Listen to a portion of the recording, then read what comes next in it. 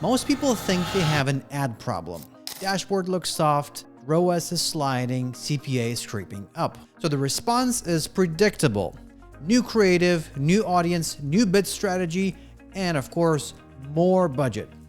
You start pulling levers because the levers are visible. And for a week or two, something moves. And then it stalls again. Because the thing that's actually broken was never in the ad account. It was upstream. Here's the uncomfortable truth most marketers don't want you to hear. If you're running Shopping or Performance Max, your ads don't decide performance. Your product feed does. Google isn't reading your strategy doc, it's not reacting to your creative direction, and it's not impressed by your testing roadmap. It's parsing fields, titles, GTINs, images, categories, prices, availability, and fitment. That's the input. And if that input is vague, incomplete, or wrong, the algorithm doesn't struggle. It just makes bad decisions at scale. And this is where teams get confused. They keep optimizing campaigns while the feed quality tells Google the wrong story. So impressions look fine, spend keeps flowing, but the relevance drops, CPC rises, and conversion rate erodes. And it's not because the ads are bad, because the data is lying. And Google always believes data over you. In this episode, we're going to pull that apart. We'll look at why most campaigns are doomed before the first dollar is spent, why better ads don't fix broken inputs, and why the fastest way to improve performance has nothing to do with creative or targeting. And it all starts with the feed. You're fixing faucet while the water main is broken. So if that sounds uncomfortable, it should. Because once you accept that your feed is deciding performance, you start seeing a pattern most teams miss. They keep fixing the faucet while the water main is broken. Here's what it looks like in practice. When performance dips, most teams go straight to the ad optimization. They adjust bids, they reshuffle budgets, they test new audiences, they tweak placement, and swap creative. But all reasonable things, all visible things. And to be clear, campaign optimization does matter, but only after the foundation is sound. Because in Shopping and Performance Max, campaigns don't work the way people expect them to. You're not choosing keywords. You're not deciding which searches you appear on. You're not manually steering demand. Google is. And it's doing that based on one thing, the data you feed it. That's the difference most teams never internalize. Campaign optimization is about how you spend. Feed optimization is about what Google thinks you sell. And those are not the same problem. Let me make this concrete. In a traditional search campaign, you tell Google what you want. You pick the keywords, you write the ad, you control the match logic. In Shopping and PMax, Google flips the relationship. You don't tell Google what to show. You describe your products, and Google decides when and if they are relevant. That decision happens before bidding, before budget, before creative. And it happens at the metadata level. Your titles, your GTINs, your product categories, your images, your prices, availability, and your fitment. And that's the system doing the matching. So when performance struggles and teams keep adjusting campaigns, they're often tuning the delivery mechanism instead of fixing the input. And that's why results feel unstable. You get short-term movement, then gravity takes over again. Because Google doesn't clearly understand what you sell, no amount of bidding will make it confident. And when Google isn't confident, it doesn't argue with you, it just hedges. Lower relevance, higher CPCs, weaker impression share, broader, sloppier matching, quiet degradation. This is where experienced operators separate from amateurs. Amateurs think optimization lives in the ad account. Pros know optimization starts before the ad account. They fix the feed first, then campaigns behave. Because once the data is clean, Google doesn't need to guess. And when Google stops guessing, performance stops feeling random. And now that you understand that distinction, campaign optimization versus feed optimization, we can go deeper. because the next step is understanding how each piece of product data actually shapes targeting. And once you see that part, you will never look at shopping campaign the same way. How product data shapes your targeting. Your feed is your targeting. So once you stop thinking about performance as a campaign problem and start seeing it as an input problem, the next question becomes obvious. How exactly is Google using this data? Because this isn't abstract, it's mechanical. In Shopping and Performance Max, your product feed isn't supporting the ads. It is the ads. And Google doesn't ask, what keywords do you want? It asks, what do you sell and how clearly did you describe it? And every field in your feed answers part of that question. Let's walk through what it actually means. Start with the titles. Your title is not a label. It's the keyword engine. This is where Google learns what the product is, who's it for, and when it should show up. If your title is vague, Google guesses. If your title is specific, Google matches. A product called brake pad set doesn't tell the machine much, so it sprays impressions across everything brake related. A product called Brembo ceramic front brake pads fits Ford F-150 2015 through 2020 tells Google exactly what problem it solves. Same problem, completely different auction. Next is GTIN and MPN. This is identity. This is like your social security number.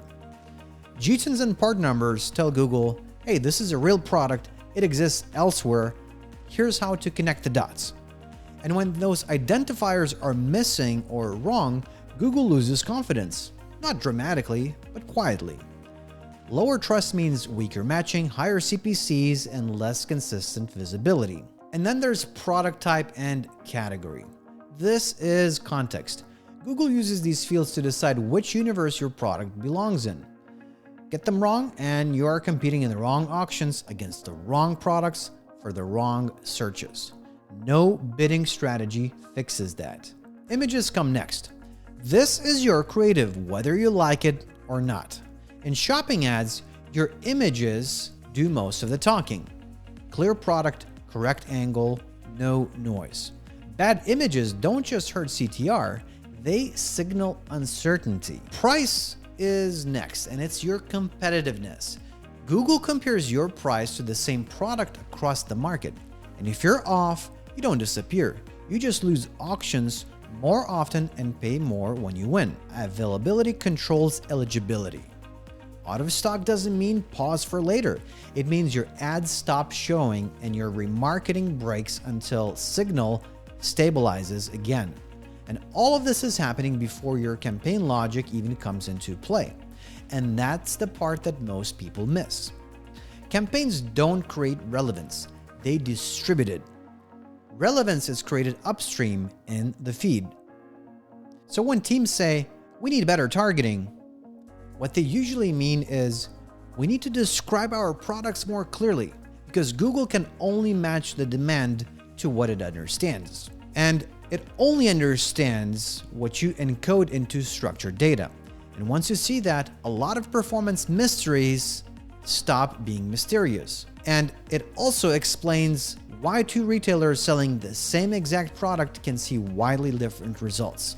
Same wheel, same price, same budget, different data.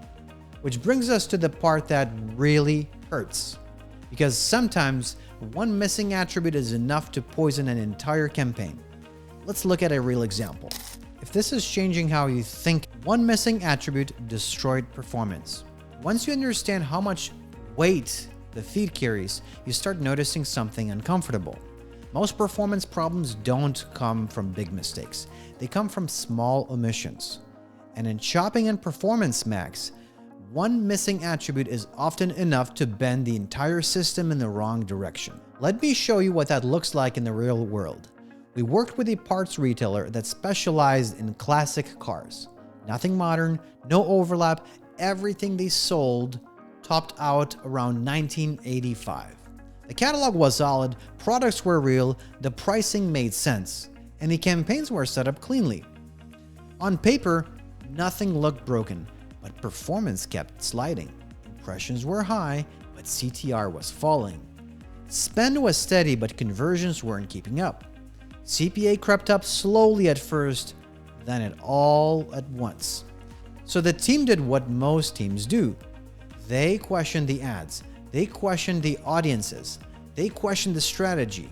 What they didn't question was the feed, because buried inside the product feed was a quiet problem. The feed did not include a fitment year range. No start year, no end year, and just the part description and a generic category. So Google filled in the blanks. And when Google filled in the blanks, it filled them broadly. Those classic parts started showing up for searches like 2018 Mustang brake lights or 2021 Camaro tail lamps.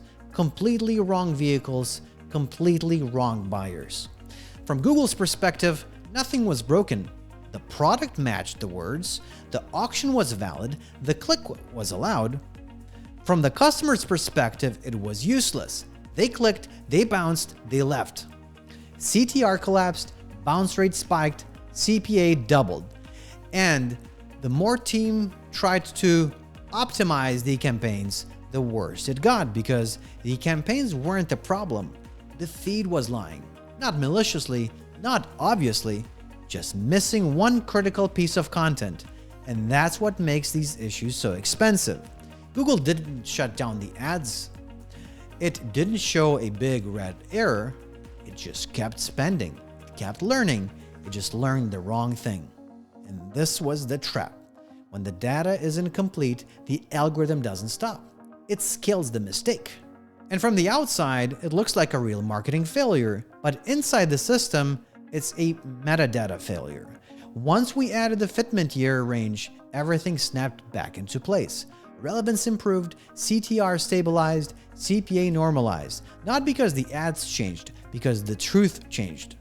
And that's the lesson here. Most teams don't lose money on bad ads, they lose it on bad assumptions encoded into their data. And when those assumptions hit the auction at scale, the cost compounds quietly. Which is why the real damage from bad data isn't just performance noise, it's economic. And that's what we need to talk about next. Data economics, the cost of bad data. Bad feed, silent revenue leak. Once you have seen a case like that, it becomes clear why these problems are so hard to diagnose. They don't announce themselves. They don't break it all at once. They just leak. Bad data rarely shows up as a single failure. It shows up as a series of small, expensive side effects. And because those side effects sit in different places, CTR here, CPC there, conversion rate somewhere else, most teams never connect them back to the feed. But the economics are consistent. Start with missing or incorrect GTIN. Google loses confidence in the product identity. Matching weakens, relevance drops. So the auction gets more expensive. You don't notice it immediately, you just see the CPC inch up. Then titles. When titles are generic or incomplete, Google has to guess intent. So you start paying for clicks that were never going to convert. And traffic goes up, efficiency goes down, and it looks like a funnel problem, but it isn't. Categories. They work the same way. If a product is placed in the wrong category, you are competing in the wrong auctions. That doesn't disqualify you, it just makes every win more expensive. And then there's pricing. If your price is out of sync, even briefly, items get limited or disapproved. Impressions drop, learning resets, and remarketing breaks. And availability compounds it further. Out-of-stock products don't just pause ads, they interrupt the entire signal chain. Google pulls back, and then it has to relearn once the inventory stabilizes again. None of this feels dramatic in isolation, but together it's a tax, and it's a quiet one. You think you're losing a few $100s here or there to inefficiency, but in reality, you are paying a premium every time Google has to hedge because it doesn't trust the input. And that's the real cost of bad data. Not wasted spend in one campaign, a system-wide drag. And here's the part most people miss. You can't optimize this with better ads. You can't bid your way out of it. You can't creative test your way around it because Google algorithm isn't punishing you. it's protecting itself. When the data is unclear, Google prices in uncertainty. And that means higher CPCs, lower impression share, broader matching. That's the exchange. Clean data buys confidence. Confidence buys efficiency. And once you understand that, optimization stops being marketing exercise and starts becoming an economic one. Which brings us to the practical question. If this is where performance is actually won or lost, what do the teams who get this right do differently? And that's where we're going next. If this way of thinking resonates, and you want it without the algorithm noise, we publish Parts and Profits newsletter. It's not news, it's not tactics of the week, it's how data, structure, and economics actually shape performance in the aftermarket, written for operators who want fewer surprises and more control. And if that sounds useful, the link is below. You can read it on your own time. Optimization is engineering, not creative. Once you understand the economics of bad data, the question changes. It's no longer how do we improve performance, it becomes how do we stop feeding the system bad information? And this is where you see clear divide between teams that scale and teams that stall. The teams that get this right don't treat feed work as a one-time cleanup. They treat it as an operating system. The first thing they do is segment. Not campaigns, the catalog. They use custom labels to tell Google which products matter more than others. High margin SKUs, bestsellers, seasonal products, new arrivals, because not every product deserves the same exposure. Once the catalog is segmented, budget stops being blunt. It becomes intentional. Next comes enrichment. This is where most of the leverage lives.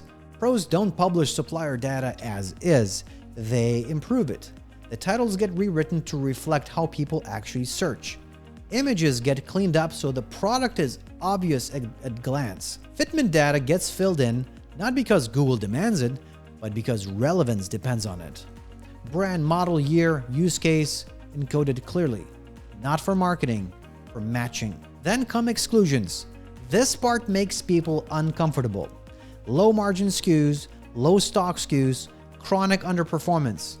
Pros remove them, not permanently, intentionally, because showing every product is not the same thing as scaling profit. And finally, automation. Not set it and forget it, but rule-based control. If margin drops below a certain threshold, reduce exposure. If stock runs low, pause before Google learns the wrong lesson. If price changes, sync immediately. These systems don't make performance exciting, they make it predictable. And that's the point. Campaign tweaks can buy you temporary wins. Feed optimization changes the physics. It narrows matching, it lowers CPCs, it stabilizes learning. Most importantly, it stops Google from guessing. Because once the system understands exactly what you sell, it doesn't need persuasion. It needs consistency. And this is where a lot of teams get tripped up. They want optimization to feel creative, they want it to feel clever. But the teams that win long-term treat feeds the way engineer treats infrastructure. It's boring, it's methodical, but precise. And it's incredibly hard to compete with it once it's done right.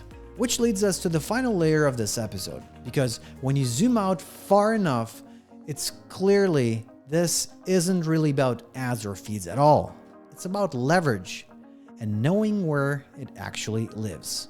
If you're watching this and thinking, okay, I see how this breaks, but I don't know where mine is leaking, that's exactly what our SCUBE game plan is built for. It's not an audit, it's a diagnostic. We look at your feed, your merchant center, and your shopping and PMAX structure together so you can see where performance is actually being capped. If that's being useful, the link is below. Creative matters, targeting matters, bidding matters, but none of them come first. They all sit on top of the same foundation, the feed. If the feed is unclear, everything above it becomes expensive. If the feed is clean, everything above gets easier. This is the leverage layer most teams never touch. Because it doesn't look like marketing, it looks like operations. And it looks like data hygiene. It looks like catalog work. Unsexy, unavoidable, This is why two companies can sell the exact same product at the same price with the same budget, but get completely different results. One is asking Google to guess, the other one is giving it clarity. And Google always prices uncertainty, higher CPCs, weaker matching, inconsistent scale. Not as a punishment, but as a safeguard. So when the teams say, we need better ads, what they usually need is better input data. Not more persuasion, not more testing, just fewer lies in the system. Because Google doesn't reward creativity, it rewards clarity. It doesn't optimize for your brand story, it optimizes for how well you describe reality. And once you understand that, your job changes. You're not just launching campaigns, you're not just managing ads, you are publishing structured information that machines use to decide who gets visibility and who gets priced out. And the teams who win it don't win by being louder, they win by being clear. So in the next episode, we're going to go one level deeper, because in the automotive aftermarket, clarity is the language. AC, spies, fitment tables, attributes machines can reason about. And it's not marketing language, it's machine language. And if you don't speak it, you're always going to pay someone else who does. And that's where we're going next. And if you want help applying this to your business, not guessing, not patching symptoms, you can book a discovery call with my team. We work with the aftermarket brands every day. We don't chase hacks, we fix data, structure, and visibility so performance becomes predictable. If that sounds like the work you need, the link is in the description. I'll see you in the next episode.